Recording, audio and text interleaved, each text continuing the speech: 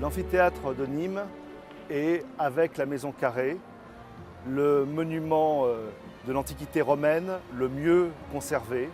Et ce qui est extraordinaire, c'est qu'il est encore en usage aujourd'hui, et à un usage qui correspond à peu près à ce pourquoi il a été destiné. En 2005, une étude diagnostique générale m'est confiée par la ville de Nîmes et la direction régionale des affaires culturelles de Languedoc.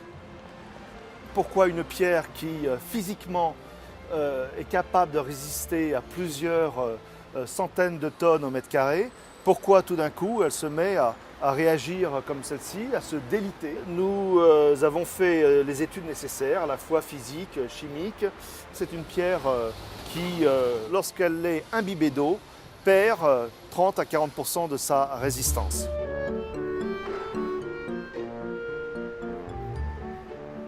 Après avoir entièrement nettoyé les parements anciens, avec la technique de la pulpe de papier imbibée de façon à ramollir la crasse et les suies qui recouvrent les parements.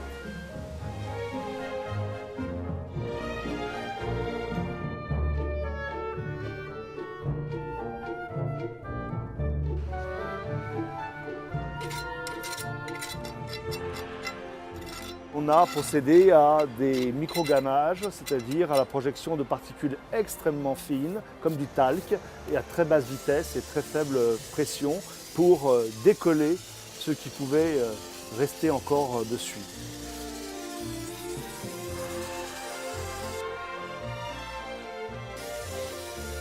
Après ce nettoyage, on a pu avoir une lecture exhaustive des parements. Bien sûr, des pierres doivent être remplacées parce que structurellement, elles compromettent l'équilibre de l'édifice.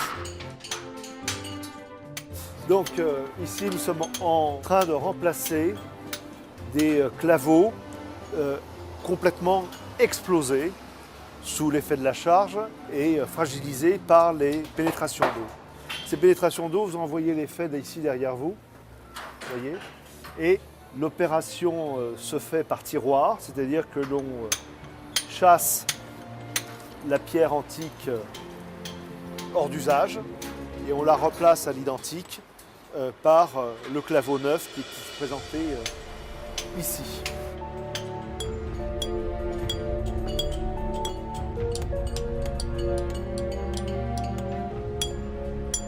Le choix des remplacements de pierre est tout d'abord guidé par la nécessité d'assurer la structure et l'équilibre structurel de l'édifice.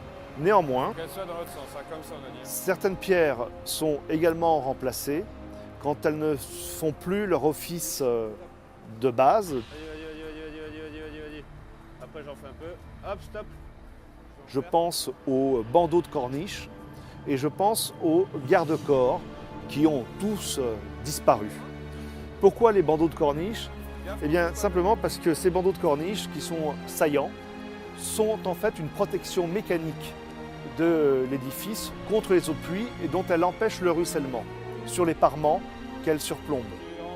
Ensuite, le garde-corps, qui sont des morceaux de pierre quand même assez imposants, près de 2 tonnes et demie. Je suis à peu près bien derrière, donc vous regardez devant. Non.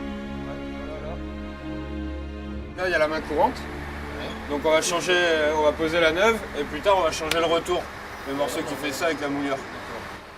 Là, tailler tous ces morceaux-là, et l'ensemble du parapet, là, les 3 pièces, il doit y en avoir pour un mois, je pense.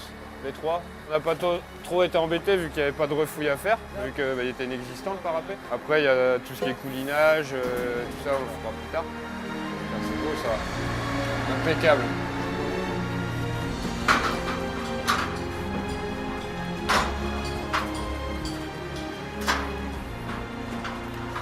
Les amorces subsistantes ont permis de restituer cet élément de garde-corps en toute authenticité.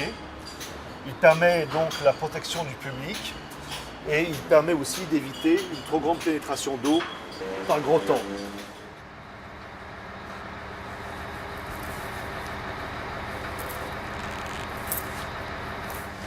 Tu peux envoyer, hein? Là, c'est la face de joint. Et les anciens, les Romains, hein, on n'a rien inventé, nous. Hein. Nous, on reprend ce qu'ils nous ont laissé. Hein. Ils taillaient cette plumée comme ça, là. Ça, c'est une plumée. Ils gardaient ça. Comme c'est posé sans joint, il n'y a pas de mortier. Les pierres, elles se touchent les unes aux autres. Dès qu'il y a la moindre pépin, tu ne peux pas rentrer le caillou. Donc, eux, ils ont fait cette taille-là, ce qui fait que là, tu es en maigre. S'il y a quelque chose à retailler, c'est sur les 7 cm seulement. Ça passe, toi, Xav? Ouais. Est-ce qu'on arrive à gagner un poil? La rentrer un petit peu plus à l'intérieur? Moi, je touche. Je débande juste un peu, on fout les Ça y lingots. est, ça y est. Bon, ben c'est bon. Allez, on dégage ça. Demain, vous finirez d'ouvrir le joint et vous la rentrerez à la pince comme on le fait, ça rentre bien. Ok, ouais. Moi, ce qui me plaît, c'est que tu vois, on vient, on prend le relais tu vois, on vient de descendre des morceaux de là-haut. Il y a des types, il y a 2000 ans, ils les ont posés. C'est beau, ça. C'est ça l'essence en fait de notre métier. C'est la transmission, c'est tout ça. Et nous, on le fait pour le sauver, mais aussi pour le passer. Et quand il y a les jeunes comme eux, là, bon, ben, ça fait quelques années maintenant qu'ils sont dans l'entreprise, mais qu'on leur file nos combines. On ne leur dit pas, je vais te filer, c'est un cadeau, aujourd'hui je suis content, je vais te le filer, ça se fait naturellement. C'est ça qui est beau.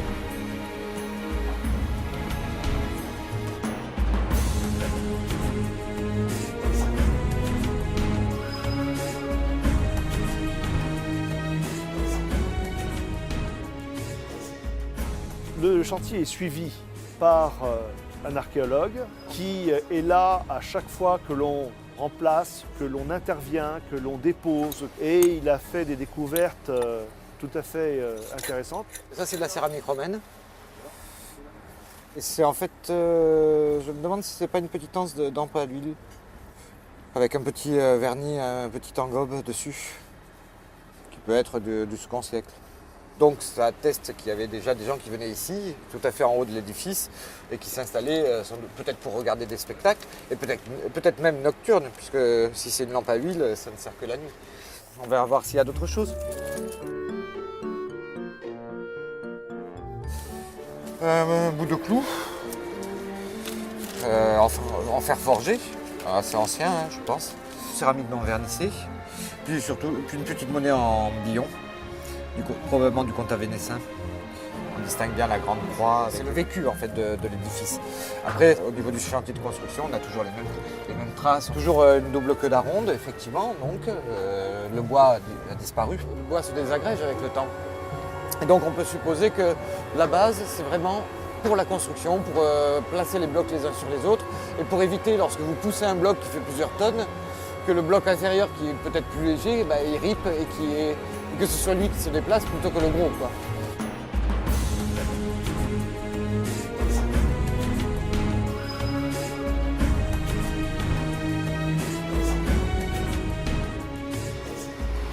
Ici, donc nécessité oblige, nous avons remplacé ce morceau de corniche.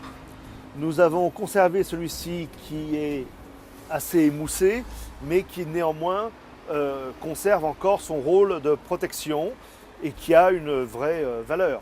Donc, en revanche, comme toujours, on taille à neuf, c'est-à-dire en utilisant strictement les modes de taille antiques, et après, il faut harmoniser et intégrer les éléments neufs dans leur environnement. Ici, par exemple, il reste à traiter une arête qui est encore vive et retrouver une logique de la cassure ou de l'usure de la pierre avoisinante. Mais il faut commencer déjà par un état, on va dire, de taille à neuf pour garder une logique de l'usure et une logique de l'érosion. Nous avons des éléments de ragréage en cours d'exécution. Ici, par exemple, on avait une grande crevasse. La pierre n'avait pas d'autre altération, donc elle a été conservée. Et ce ragréage permet une cautérisation de ce parement.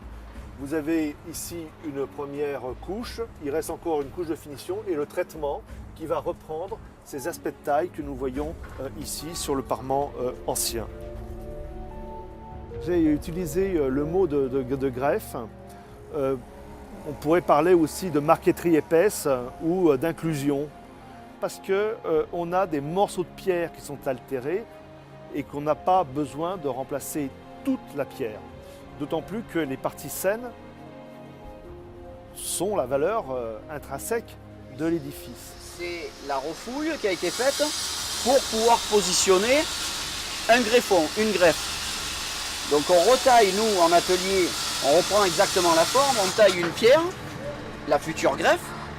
La greffe, on la pose non taillée en parement, c'est-à-dire qu'on lui laisse un bon centimètre d'épaisseur. D'accord? On injecte de la chaux liquide qui vient bloquer tous les vides, remplir tous les vides et bloquer les greffes.